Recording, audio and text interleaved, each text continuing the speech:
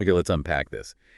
You know that buzz you hear everywhere about generative AI? I mean, it feels like it went from just tech talk to suddenly being everywhere, right? Hmm. In every industry, every business. Absolutely. It's impacting how companies talk to you, how you experience their services. Yeah, exactly. We're talking customer communication management, CCM, and customer experience management, CXM. What does Gen AI really mean for all that? Well, the hype has been massive, and for good reason. But the real story, especially if we look at, say, Q4 2023 through Q1 2025. Like that specific window. Yeah, it's less about just the cool tech now. It's more about the messy, pragmatic reality of getting it to actually work inside big companies. And what that means for CCM, how they manage comms to you and CXM, your whole journey with them. Precisely, all those touch points.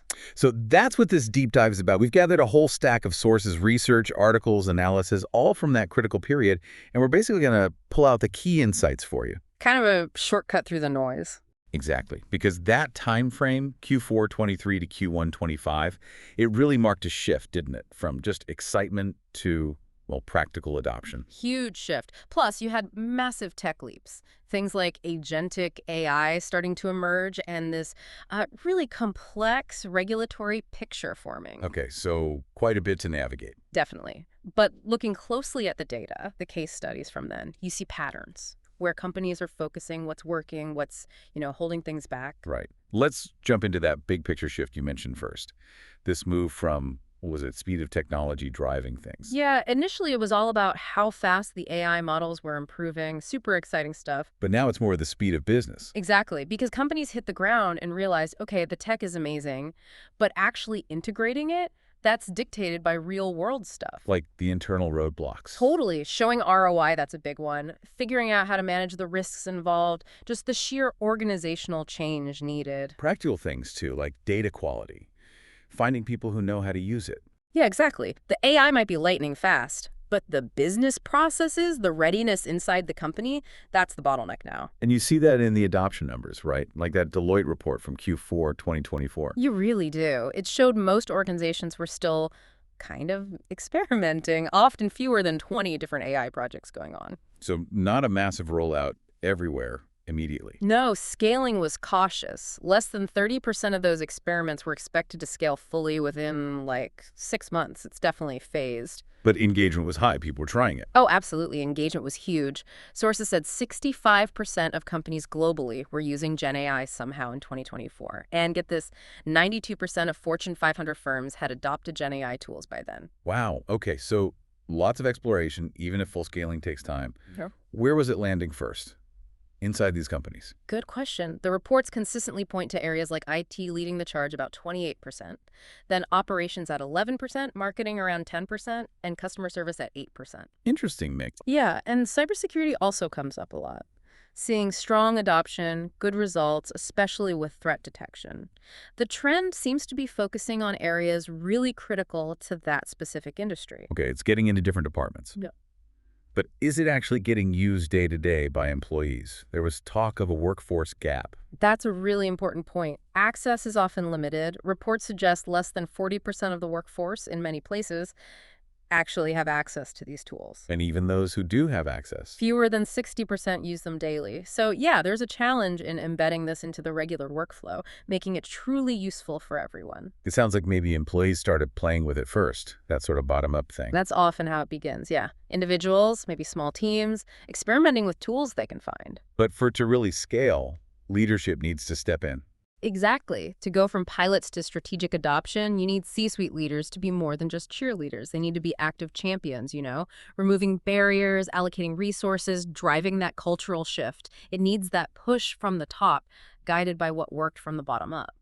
Makes sense. Yeah. What were the biggest things holding back that scaling, Yeah, according to sure. the sources, the main barriers? The data's pretty clear. Regulatory compliance worries. Hmm. Top of the list, especially with different rules popping up everywhere. That was cited by 38%, up 10 points apparently. Okay, growing concern. What else? Difficulty managing risks, that's 32%, also up. Things like bias or hallucinations where the AI makes stuff up. Inaccuracies, that erodes trust, which was another barrier mentioned by 29%. And basic stuff too, like data. Yep, shortage of high-quality data was cited by 30%. AI needs good data to work well. The sources suggest most companies think it'll take over a year to sort out these big challenges: governance, training, finding talent, fixing data issues. So risk and regulation really weighing on minds. But Mm. despite the caution, the money. Yeah. The money was flowing. Ugh, unbelievable amounts. It signals massive long-term belief. Q4 2024. Record AI funding. Over $43 billion globally. And Q1 2025. Blew it away. Nearly $60 billion. That was over half of all global venture funding that quarter. Wow, half of all VC funding into AI. That's Yeah. intense concentration. It really is. And a huge chunk went to those foundational model companies, the ones building the core AI engines like OpenAI, Anthropic, xAI, Databricks. They raised billions just in that period. Shows the cost of building these things, I guess. Exactly. Massive capital, massive infrastructure needed, and big tech. They're all over it too. Not just building, but investing strategically. NVIDIA, Microsoft, Google, Amazon, making dozens of AI investments in 2024, integrating it into their platforms, their cloud services. Which points to enormous market potential, right? Staggering projections. From maybe $36 billion in 2024, some forecasts see it hitting over $350 billion by 2030. Some even say over $1 trillion by 2032. $1 trillion, okay. Yeah, and you're seeing M&A pick up too, consolidation starting, as bigger players buy up talent and tech. Okay, so rapid tech, cautious adoption, huge investment, big challenges like data and trust, and then layered on top this regulatory maze you mentioned. Yeah, that's a major headache, especially if you operate internationally. It's so fragmented. In the U.S., you had that shift in early 2025, an executive order trying to remove barriers, kind of a federal deregulatory signal. But the states are doing their own thing, creating a patchwork. Totally. And that's where it gets really complex. California's got AI transparency rules coming in 2026. Colorado's targeting bias. Tennessee has the ELVIS Act protecting voice likeness. Other states are studying it. It's a mess to navigate just within the U.S. Meanwhile, Europe's gone a different way. Completely different. The EU AI Act. It's comprehensive, risk-based, takes effect in stages, but key enforcement starts August 2026. Bans some things, puts strict rules on high-risk AI. And elsewhere, UK, China. The UK is taking a more sector-by-sector approach, using existing regulators. China, state-guided, focused on safety, content rules, and significantly labeling AI content that starts September 2025. Canada, Brazil. Canada's bill died and needed reintroduction. Brazil's Senate approved a big bill, kind of EU-like, still working through. So yeah, this global divergence, huge compliance challenge. You need different AI governance for different places. What a minefield. And just when you think that's complex enough, the sources mention something else potentially changing the game. Agentic AI. Yeah, this is seen as maybe the next big wave. Yeah. Agentic AI. It's designed to be more autonomous, meaning it can analyze a situation, set its own goals, break down the tasks, do them, and learn, all without needing step-by-step human input for everything. So it can kind of chain actions together to get something done, not just answer one prompt. Exactly that. Enterprise interest is really strong, 26% heavily investing, 42% exploring it. The promise is huge, especially for CX. Imagine an agent handling your whole journey from start to finish across different systems. That sounds powerful. Extremely. But the sources also warn, it makes all those challenges we just talked about even bigger. Governance, risk, data, oversight, even more critical when the AI has more autonomy. Okay, right. Let's shift gears then. Let's focus specifically on how all this is changing how businesses talk to us, how it's revolutionizing customer communication management, CCM, and customer experience management, CXM. This is where you, as a customer, really start to feel the impact. A core application, hyper-personalization at scale. Going beyond just putting my name in an email. Way beyond. We're talking one-to-one experiences in real time. Tailoring the message, the offer, the channel, the timing, based on your specific behavior, your history, what you're doing right now. The potential loyalty boost is huge, maybe up to 45% according to some reports. And chatbots are a big part of this. Definitely. Intelligent chatbots and virtual assistants are much more capable now, thanks to GenAI. They handle complex questions better, understand nuance, sound more natural, and people seem to like them for quick answers, 45% preference mentioned. Powered by things like ChatGPT Enterprise, Claude 3. Exactly. Those models are enabling that leap in conversational ability. And automated content generation. That seems massive for marketing and comms. It is huge. Creating marketing copy, social posts, emails, website stuff. GenAI is doing a lot of that now. And crucially, it can learn to maintain the brand voice, keep things consistent. Like 73% of marketing teams using it. Yeah, around that figure, often for images like 69% and text about 58%. But is it just about replacing people? You mentioned augmentation and CX. That's a really key theme across the sources. It's mostly framed as human AI symbiosis, augmentation, not just substitution. So AI helps the human agent. Right. It automates the routine stuff, pulling up info fast, summarizing long chats, drafting replies, even translating. This frees up the human agent to focus on the tricky stuff, the emotional situations, the complex problems where you need empathy and judgment. AI for volume, humans for nuance. That's a good way to put it. AI handles speed and consistency. Humans handle the relationship and the really complex thinking. And it's not just text anymore, is it? No way. Multilingual support is big. 76% of consumers prefer their native language, apparently. And it's getting into voice and video, too. Smarter IVRs, analyzing sentiment on calls in real time, summarizing video chats. Plus that shift from reactive to proactive. Yes. Using AI to analyze data and predict what you might need, or spot a problem before you even call them, then reaching out proactively with help or a relevant offer. Like Bank of America's Erica. Yeah, Erica's a classic example. Using AI for personalized insights, proactive nudges, billions of interactions reported there. Okay, let's make this more concrete. Any real-world examples showing the impact? Adobe is a great one, especially for content and CXM. They've built GenAI, like their Firefly models, right into their Experience Cloud. So brands can create personalized content more easily. Autonomously even. Brand-aware copy and images right in their workflow. Their vision is this customer experience orchestration using AI agents to manage interactions across systems. Is it working for them? Paying off? Seems like it. Their Adobe Experience Platform, the engine for this, saw 50% year-over-year revenue growth in FY 2024. New customers up 30% year-why. They talk about AI agents optimizing digital experiences, handling repetitive content tasks, driving that growth. How about somewhere with high volume, maybe sensitive comms, like insurance claims? Allstate was mentioned. Yeah, Allstate, using OpenAI's GPT models to draft claims emails, almost all of them, apparently like 50,000 a day. Wow. What was the goal? To make them clearer, more personalized, more empathetic, take out the jargon, especially during a stressful time for the customer. Agents still review the drafts, though. Did it work? I saw something about the AI being friendlier. Yes, that comment caused a bit of a stir, but it highlighted a perceived improvement in tone. They reported definite improvements in customer satisfaction, CSA, for claims comms using the AI. Any specific examples? They mentioned how the AI would write out unscheduled personal property inventory list instead of just using the acronym UPP inventory list. Small thing, but clearer for the customer. Makes a difference. Absolutely. How about platforms built specifically for this, managing contact centers? NICE 6.0 is a big player there. They're really pushing GenAI, including agentic AI, in their Empower suite. The idea is orchestrating the interaction between AI and humans. Agentic AI, so trying to handle the whole issue.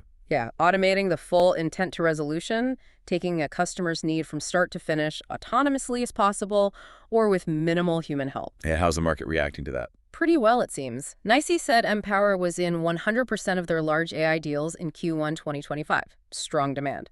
They got named a leader by Aragon for AI agent platforms. Their cloud revenue was up 12% year-why, and their specific CX AI revenue jumped 39% year-why to $200 million ARR. Suggests companies want that unified platform approach. Avoid stitching tools together. Seems that way. Avoid the Frankenstack, as they call it. Okay, so clear examples, measurable outcomes. If you look across all the sources, what are the consistent benefits companies are seeing from GenAI and CCM and CXM? Several key things pop up consistently. First, better CSAT, like we saw with Allstate, United, Octopus Energy too. All right, higher satisfaction. Second, more customer engagement, either through personalization driving usage like Boe's Erica or just loyalty boosts. Third, big operational efficiencies. Like saving agent time. Yeah, JetBlue saved time per chat way back. Octopus handled huge email volumes. Verizon improved query answers. Even programmers are reporting being like 55% faster with AI Assistant. And it's not just about saving money anymore. Exactly. Cost savings are there, for sure. Gartner forecasted $80 billion cut from contact center labor by 2026, maybe 15% general savings overall. But it's also about generating revenue. How so? Gartner also predicted a 30% potential revenue increase for sales and marketing using AI effectively. Verizon retrained agents into sales roles because AI freed them up. And Adobe's platform growth shows it's driving value. CX is becoming a strategic growth driver, not just a cost center. Okay, so definite impact now. Let's zoom out again. Strategically, what does this mean for businesses? How's it shaping competition? Well, it's fast becoming a key differentiator. If you can use GenAI for faster, smarter, more personalized service, that's a big edge. Raising the bar for everyone. Totally. It's lifting customer expectations everywhere. Leads to this personalization arms race mentioned in some reports. And success hinges heavily on data fluency, how well you manage and use your data for AI. Does this favor the big tech giants with all the data and platforms? Or help smaller startups? It seems like both, actually. The giants with proprietary AI and data might gain an advantage, maybe leading to some market concentration. But readily available Gen AI tools also lower the barrier for nimble startups to create cool CX solutions fast. And the impact on jobs. Yeah, that's part of the strategic picture, too. Potential displacement for routine tasks, definitely. But also new roles being created managing AI, working alongside it. Big need for upskilling. Looking ahead, say 2025 and beyond, what are the emerging trends? What's next? Continued evolution of hyper-personalization, getting even more granular, more real-time, agentic AI playing a bigger role in CX, maybe handling those full journeys autonomously. That's kind of the holy grail for some. What else? More AI in video processing, analyzing, personalizing video interactions. Deeper AI integration in marketing and sales. A bigger focus on emotional connection. Empathy, like the Allstate example. Growth in AI self-service. AI for cybersecurity becoming crucial. And really importantly, a growing focus on ethical AI implementation. That brings us back to trust, which you mentioned earlier. Yeah. That feels fundamental. Absolutely critical. As AI gets more embedded, more autonomous, trust is the currency. People worry about data privacy, bias, deepfakes. Understandably. Yeah. So companies, like ING mentioned in the sources, are focusing hard on compliance, building guardrails. Businesses have to be transparent, secure data, fight bias, build reliable systems. It's essential to keep customer trust. So given all that, the potential, the risks, the tech, the rules, how do companies do this right? What's the framework for success that comes out of these sources? Well, several best practices come up repeatedly. First, and this is key, align Gen AI with clear business goals. Don't just do AI for AI's sake. Know what customer problem or business opportunity in CCM or CXM you're actually tackling. And don't do it in a silo. No way! Build cross-functional teams. You need data scientists, CX folks, IT, legal, the actual users, all working together, and invest in good, diverse data. Mitigating bias starts right there, with the data you feed it. How about actually building the AI? The advice is iterative development. Start small. Pick high-impact, manageable use cases first. Build momentum. Learn as you go. Test rigorously internally first. Make mistakes where nobody sees them, as one source nicely put it. And managing the human side, the agents. Crucial. Prioritize agent enablement alongside the automation. Augment their skills, make them better. Don't just aim to replace. And build clear exit rows. Exit rows. Yeah, clear points where the AI smoothly hands off to a human for complex issues, sensitive stuff, or if a customer is just getting frustrated. Got it. So start smart, manage risk. Exactly. Implement centralized governance and risk management early. Plan for ongoing monitoring and maintenance. AI isn't set and forget. And really focus on training and user adoption. Companies are investing heavily in training CX teams. And the underlying principle. Human-centric AI design. Always. Prioritize human oversight, augment human abilities, design systems that serve human needs and values in the end. We've covered a huge amount today. Wow. From GenAI's evolution, the hype versus the reality. The pragmatic adoption, the investment, the regulations. To its specific impact on CCM and CXM, those real-world examples, the measurable wins. And the strategic implications. What's next? How to do it right. So the big takeaway seems to be, It's clear GenAI is a powerful force. Yeah. Genuinely reshaping customer experience. It's driving real benefits, satisfaction, efficiency, revenue. But harnessing it successfully, especially for CCM and CXM, it's not just about the tech. it's strategic alignment. Governance. Right. Strategic goals, strong governance, focusing on data, always learning, and crucially, that unwavering commitment to trust, ethics, and human-centric design. And for you listening, this isn't just theory. It's already changing how you interact with businesses every day. Creating opportunities, sure, but also challenges for them to manage responsibly. Which leads to maybe a final thought for you to ponder. As these AI agents get more autonomous, as hyper-personalization gets deeper, how do we make sure that this relentless drive for efficiency and tailoring everything perfectly Doesn't accidentally erode that essential human connection, that Yeah. trust. Exactly. The very things that make customer relationships meaningful, balancing that automation with genuine human connection, that feels like the big question moving forward.